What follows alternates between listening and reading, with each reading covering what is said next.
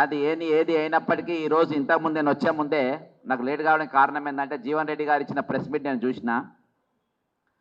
ఈరోజు notification group 1 notification పారా number 18 ఒకసారి జీవన్ రెడ్డి గారు చూసి ప్రెస్ మీట్ పెడితే బాగుండేది.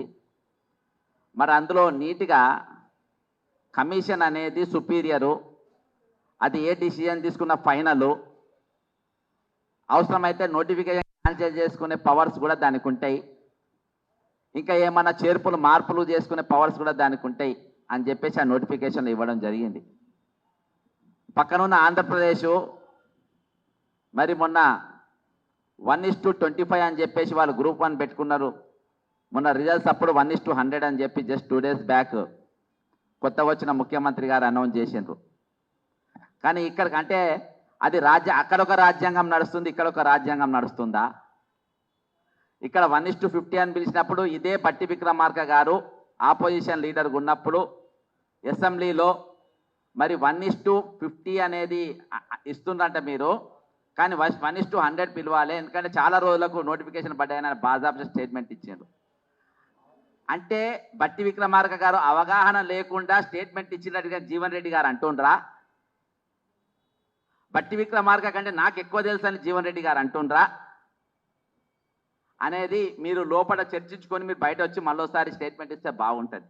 అవగాహన లేకుండా స్టేట్మెంట్ దిగజారి స్టేట్మెంట్లు ఇవ్వద్దని చెప్పేసి ఒక highly sophisticated leader Jeevan Reddy గారు అంటోళ్ళు ఈరోజు ఆయన స్టేట్మెంట్ చూస్తే నాకు చాలా బాధ అనిపించింది. అంత దిగజారి మాట్లాడదు.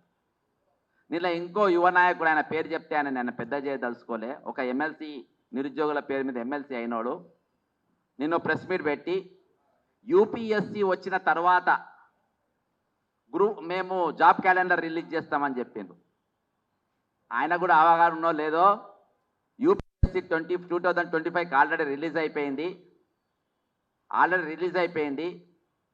మరి ఇయాటి వరకు జాబ్ క్యాలెండర్ బాజాబ్తో ఒక టీవీ ఛానల్కి ఇచ్చిన ఇంటర్వ్యూల ముఖ్యమంత్రి రేవంత్ రెడ్డి గారు ఆల్రెడీ మేము జాబ్ క్యాలెండర్ మేము రిలీజ్ చేసేసినాం, నీకే అవగాహన లేదని చెప్పేసి ఉల్టా జర్నలిస్ట్ పైన ఎగబడ్డాడు.